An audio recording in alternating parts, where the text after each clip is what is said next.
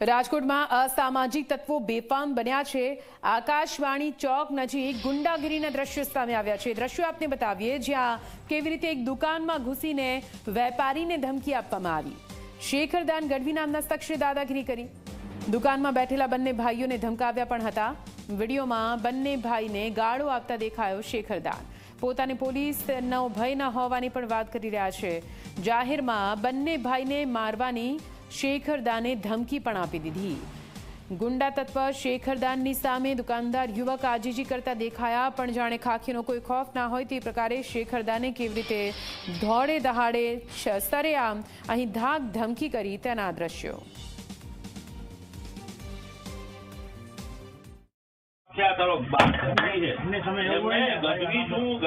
મારી નાખું લુખો છું।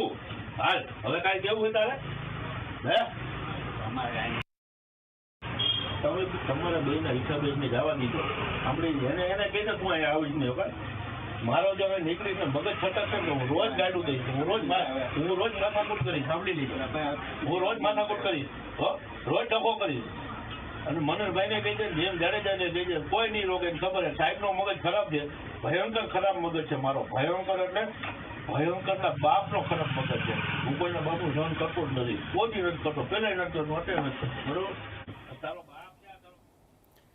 તો આપ જુઓ, આપે સાંભળ્યું કઈ રીતે અહીં દાદાગીરી કરવામાં આવી રહી છે। પોતાને લુખ્ખો ગણાવતો આ શેખરદાન નામનો શખ્સ આખરે પોલીસ તેની સામે શું કઈ કાર્યવાહી કરે છે તે જોવાનું રહેશે।